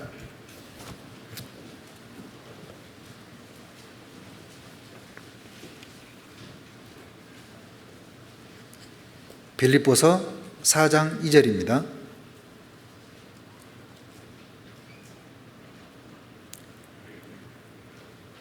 내가 요오디아를 권하고 순두개를 권하노니 주 안에서 같은 마음을 품으라. 이 요오디아와 순두개는 그 여인들로서 서로 분쟁하며 다툼이 있었던 것으로 보여집니다. 왜 다퉜는지는 모르겠지만 분쟁이 있었고 다툼이 있었습니다. 이 빌립보 교회는 바울의 전도를 받아서 자주장사 루디아에 의해서 세워진 그런 교회죠. 상대적으로 자매들의 역할이 컸던 그런 교회가 아니었는가라는 생각을 좀 해보게 됩니다. 이 두 여인은 다툼과 분쟁으로 인해 가지고 빌립보 교회에 좀 안 좋은 그런 영향력을 끼쳤던 걸로 봅니다. 주님께서 바울은 다툼과 분쟁으로 이렇게 하지 말라 그랬죠. 그러니까 이런 교훈을 좀 받아보면 좋겠다 싶습니다. 여기 빌립보서 1장을 한번 보겠습니다. 1장 15절입니다. 15절부터 18절까지. 어떤 이들은 투교와 분쟁으로, 어떤 이들은 착한 뜻으로 그리스도를 전파하나니 이들은 내가 복음을 변명하기 위하여 세우심을 받은 줄 알고 사랑으로 하나, 저들은 나의 매일매일 괴로움을 더하게 할 줄로 생각하여 순전치 못하게 다툼으로 그리스도를 전파하느니라. 그러면 무엇이뇨? 외모로 하나 참으로 하나 무슨 방도로 하든지 전파되는 것은 그리스도니 이어서 내가 기뻐하고 또한 기뻐하리라. 바울은 복음을 전하는 데 있어서 다툼과 분쟁은 그 작은 일로 여겼습니다. 어떤 형태로든지 복음이 전해진다면 그것으로 족하다라는 것입니다. 또 여기 어떤 이들은 투기와 분쟁으로 순전치 못하게 외모로 그리스도를 전했습니다. 그들은 그리스도를 전파하되 그리스도를 순수한 마음이 아니라 복음을 이용해서 자신의 지위를 얻고자 하는 그런 사람들이었습니다. 또 어떤 이들은 그리스도를 착한 뜻으로 사랑으로 참으로 복음을 전파했던 겁니다. 그래서 18절에 그러면 무엇이뇨? 외모로 하나 참으로 하나 무슨 방도로 하든지 전파되는 것은 그리스도니 이로써 내가 기뻐하고 또한 기뻐하리라. 바울의 관심사는 복음을 전하는 일에만 관심이 있었음을 알 수가 있습니다. 복음을 전하는 자들의 동기가 자신에 대한 투기와 분쟁으로 하든지 존경과 사랑으로 하든지 거기에 상관하지 않고 어떤 방법이든지 간에 복음이 전해지는 것만으로 기뻐한다라고 얘기를 했습니다. 우리도 이번 학예 수양회는 오프라인으로 복음이 전파가 되기도 하고 온라인으로 복음이 전파가 되기도 합니다. 어떤 형태로든지 간에 이뤄져 있는 영혼들에게 말씀을 들을 수 있는 기회를 줄 수가 있는 아주 너무나도 좋은 기회라는 생각이 됩니다. 과거의 수양회에 대한 향수는 우리는 잠깐이면 족합니다. 현 상황은 복음을 전하는데 전혀 문제가 되지 않습니다. 과거 창년회 때 제가 그 수양회를 앞두고 목사님께서 이런 얘기를 해주신 적이 있습니다. 참깨가 100번 구르는 것보다 호박이 한 번 구르는 것이 낫다고. 무슨 말씀인지 아시죠? 학예 수양회는 전국적으로 동시에 이루어집니다. 한 번 시작되면 수많은 사람, 영혼들이 구원을 받게 됩니다. 교회 안에서 소집회, 대집회, 뭐 이런 상담 이런 것들보다 이런 걸 통해서도 구원을 받지만 수양회에서는 훨씬 많은 영혼들이 구원을 받게 되는 겁니다. 그러니까 이분을 보면은 도저히 구원을 못 받을 것 같아요. 상담을 해보면은 이제 참나 이렇게 마음이 각박한 상태에서 수양회를 오잖아요. 그러면은 이분은 도저히 구원이 안 될 것 같다고, 다음에 들어야 될 것 같다고 속으로 그런 마음이 있는 겁니다. 겉으로는 그렇게 말을 못하죠. 그런데 집회 이제 수양회가 끝나고 침례 받을 때 보면은 그분이 침례를 받고 있는 거예요. 근데 그런 분들이 한두 번이 아닌 겁니다. 하나님의 능력이 나타나는 것입니다. 뭐냐면 전국에 있는 형제자매들이 한꺼번에 기도를 하기 때문에 그렇습니다. 그 기도의 힘이 얼마나 큰지 하나님께서는 그걸 다 들어주는 겁니다. 한 마음을 품어서 같이 가는 겁니다. 그러다 보니까 이렇게 해야지만이 되나 이런 거 말고 우리 이번 학예 수양회를 해야 되나? 꼭 이렇게 해야 되나? 그런 생각을 가질 필요가 없다라는 겁니다. 그 마음을 떠나서 우리는 지금 학예 수양회가 되면은 참깨가 100번 구르는 것보다 호박이 한 번 구르는 것이 낫다. 모시만 오면은 구원을 받는다. 왜? 전국에 있는 많은 형제자매들이, 전 세계에 있는 형제자매들이 이 영혼을 놓고 기도하고 있다. 이렇게 생각하면 우리는 반드시 영혼을 데려올 수밖에 없는 겁니다. 그러기 위해서 하나님의 능력을 맛보기 위해서는 교구나 구역이나 회별이나 우리는 적극적으로 온라인을 통해서 모임을 갖고 기도 부탁을 받고 그 기도 부탁을 받는 것뿐만 아니라 기도 부탁을 하는 사람이나 받는 사람이나 기도하는 가운데 실제적으로 영혼을 전도하러 가는 겁니다. 그리고 전도하러 갔던 그 상황들을 사진을 찍어서 카톡방에 올려놓는 겁니다. 이 사람 기도 부탁 좀 해달라고, 마음이 너무 강팍한 사람이라고, 형제님들이 기도해주면 반드시 들을 거라고. 그런데 얼마의 시간이 지나가서 그분이 말씀을 듣겠다라는 것을 또 기도 부탁을 하게 된다 그러면 우리는 바울과 빌립보 교회처럼 되는구나, 주님 안에서 안 되는 것이 없구나, 해보니까 주님 안에서 되는구나, 그런 자신감이 막 드는 겁니다. 그래서 누군가는 힘있게 나아가야 된다라는 겁니다. 그것이 주님께서 어쩌면 이 코로나로 인해 가지고 우리에게 진짜 우리는 주님을 사랑합니다 라고 얘기하는데 얼만큼 사랑하는지 테스트를 해보는 것 같습니다. 지금 이런 상황인데 한번 해볼 거냐고, 할 수 있겠냐고 그렇게 물으신다 그러면 예 주님, 저희들은 할 수 있습니다. 내게 능력 주신 자 안에서 모든 것을 할 수 있다고. 주님이 능력을 주시면 그 어떤 상황도 어떤 환경도 우리는 극복하고 복음을 전할 수가 있다고, 그렇게 당당하게 얘기할 수가 있는 겁니다. 그래서 여기 1장 27절에 다시 보면 오직 너희는 그리스도의 복음에 합당하게 생활하라. 이는 내가 너희를 가보나 떠나 있으나 너희가 일심으로 서서 한 뜻으로 복음의 신앙을 위하여 협력하는 것과 그랬죠. 바울은 복음을 위해서 같은 마음을 품으라 그랬습니다. 또 성경에 보게 되면 우리가 동일한 성령으로 행하지 아니하더냐, 동일한 보조로 하지 아니하더냐라는 말씀이 있는데요. 예수님께서는 우리에게 이것을 요구하십니다. 너희가 과실을 많이 맺으면 내 아버지께 영광을 받을 것이요 라고 말씀하셨습니다. 과실을 많이 맺는 것이 아버지께 영광이 되는 거고 하나님의 뜻이라 그런 겁니다. 동일한 성령과 동일한 보조로 우리는 나가는 겁니다. 목표를 향해서 전진하는 겁니다. 바울은 이렇게 얘기를 했습니다. 나의 형제 곧 고륙의 친척을 위하여 내 자신이 저주를 받아 그리스도에게 끊어질지라도 내 동족이 구원받기를 원한다. 다른 세상 것에 집중하지 않고 오로지 거기에 나도 집중하겠다. 그리고 하나님께서 과실을 많이 맺으면 하나님께 영광이 된다 그랬기 때문에 2020년도는 그 어느 때보다 하나님께 과실을 많이 맺어서 하나님께 영광이 되는, 그리고 그것을 동일한 마음과 동일한 성령과 동일한 보조로 우리는 같이 나아가는 겁니다. 그것이 우리 교회뿐만 아니라 전국 전 세계가 그렇게 나아갔으면 좋겠다는 생각이 듭니다. 이번 학예 수양회만큼은 반드시 내 가족 중에 한 사람을 전도하겠다. 내가 그리스도에게 끊어질지라도 원하는 바다.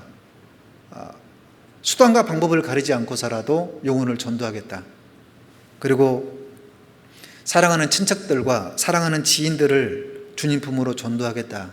우리는 그런 간절한 마음으로 동일한 마음을 품고 나아가겠다 생각이 듭니다. 또 빌립보서 4장 4절을 또 보겠습니다.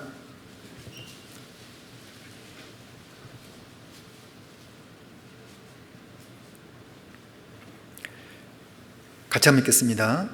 주 안에서 항상 기뻐하라. 내가 다시 말하노니 기뻐하라. 바울은 본소신을 쓸 때에 로마 감옥에 투옥되어 있었습니다. 언제 순교당할지 모르는 그런 어려운 상황에 놓여 있었죠. 그런 와중에서도 빌립보 성도들을 향해서 주 안에서 항상 기뻐하라. 내가 다시 말하노니 기뻐하라. 그 주 안에서 기쁨의 원천이 예수 그리스도이심을 말씀해 주고 있습니다. 주님은 성도들이 어떠한 상황 가운데서도 기뻐할 만한 충분한 근거가 되십니다. 또 바울은 감옥에 갇혀 있는 상황 속에서도 기뻐할 수 있었던 것은 이 모든 일련의 과정이 하나님의 뜻과 계획 속에 있다는 것을 확신했기 때문에 그렇습니다. 모든 것이 합력하여 선을 이루신다. 하나님께서는 그렇게 하신다고. 지금은 이런 어려운 상황이 있지만 반드시 하나님께서 선으로 갚아주실 것을 알았기 때문에 기뻐할 수 있었고 기뻐하라라고 말씀하는 겁니다. 사도행전 5장 41절 한번 보겠습니다. 사도행전 5장 41절입니다.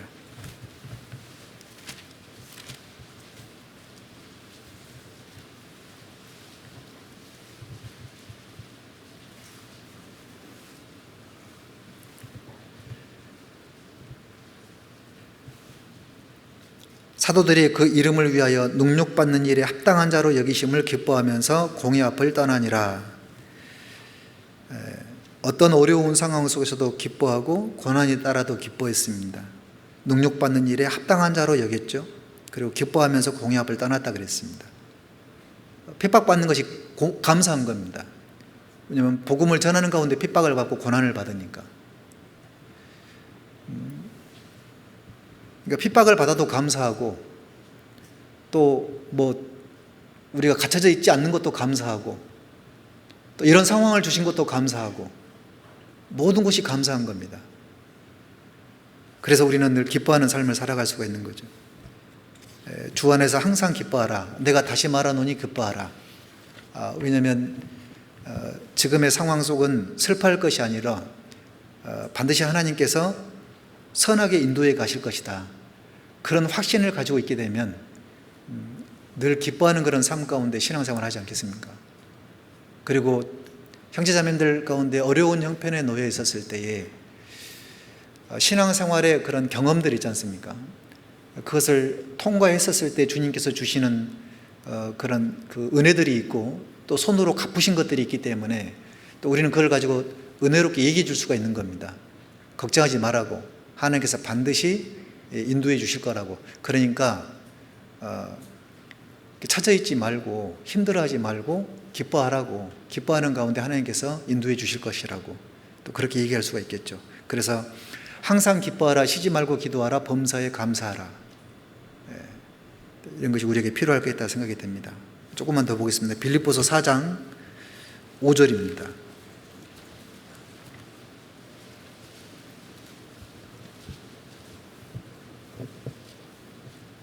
빌립보서 4장 5절. 너희 관용을 모든 사람에게 알게 하라. 주께서 가까우시니라.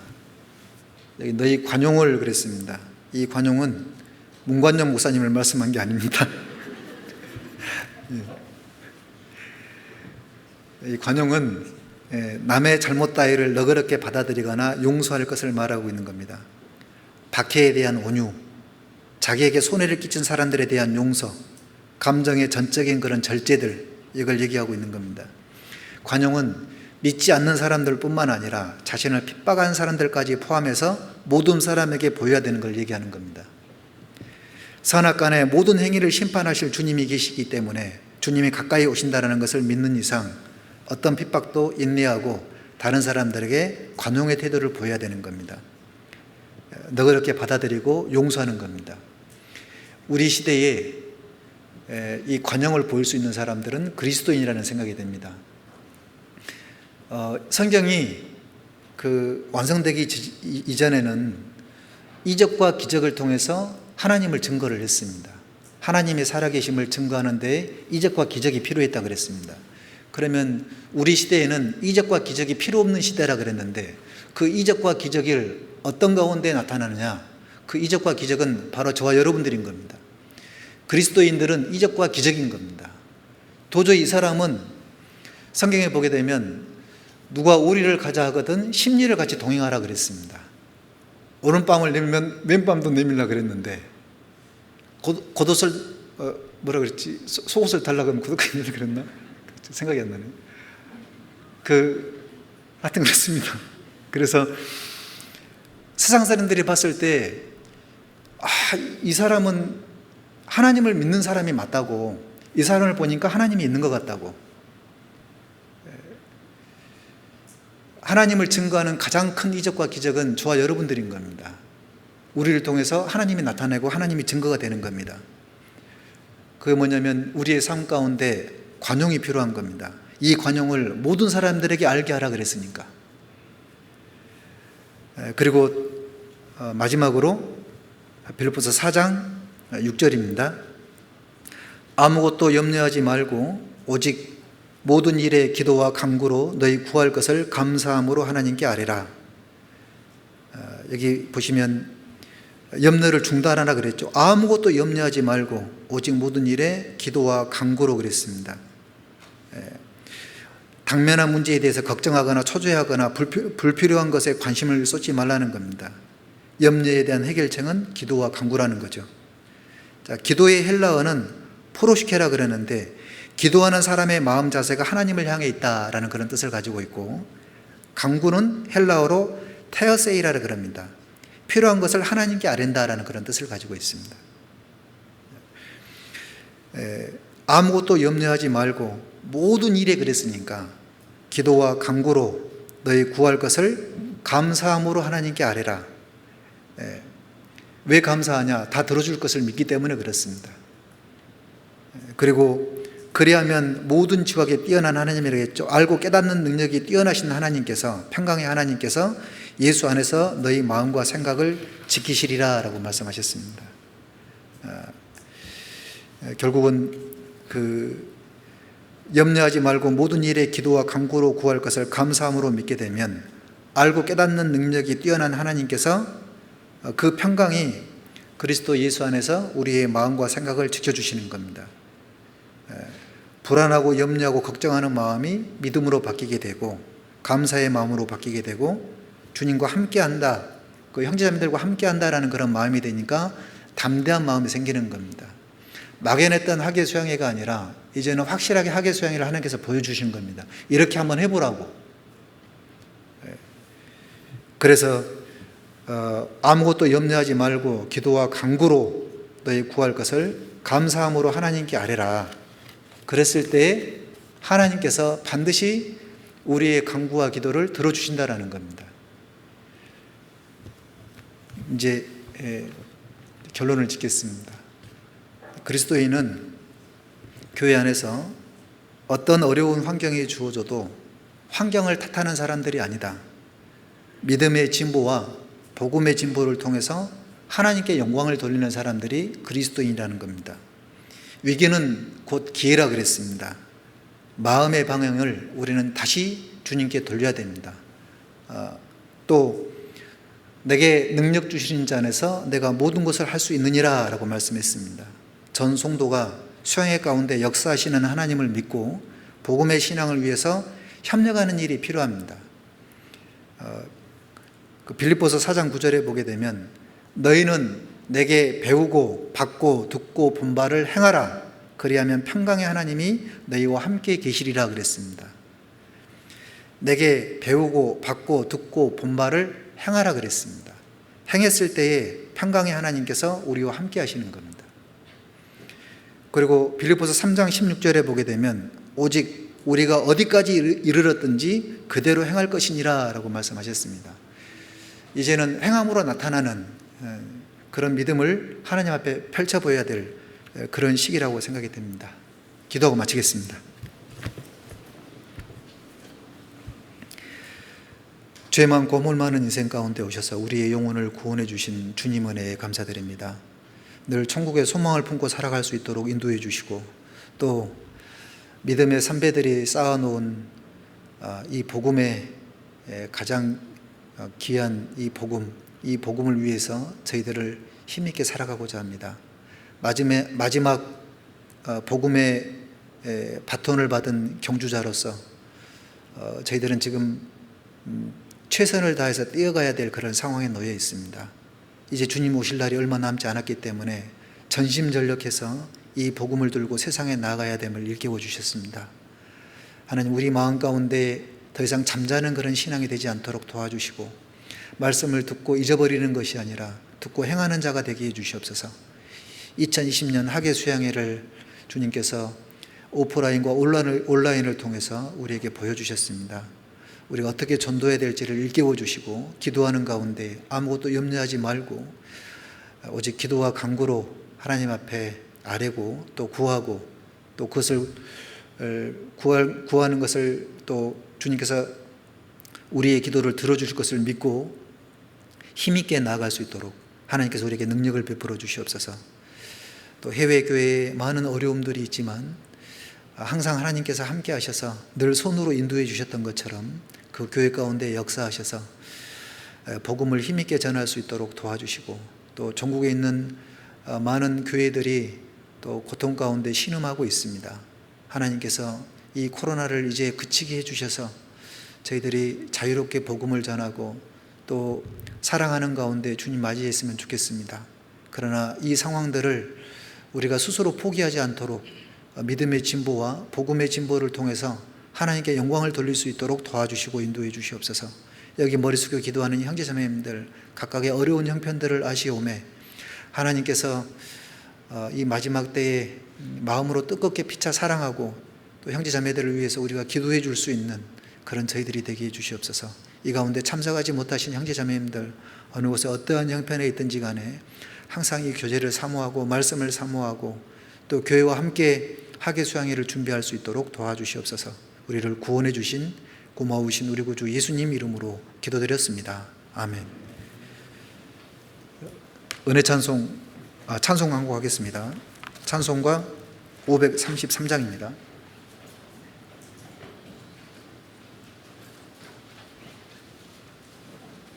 533장 1절 4절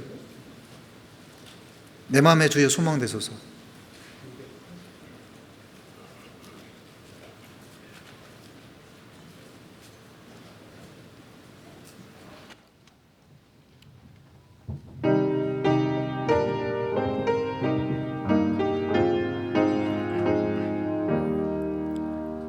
내 마음에 주여 소망되소서. 주 없이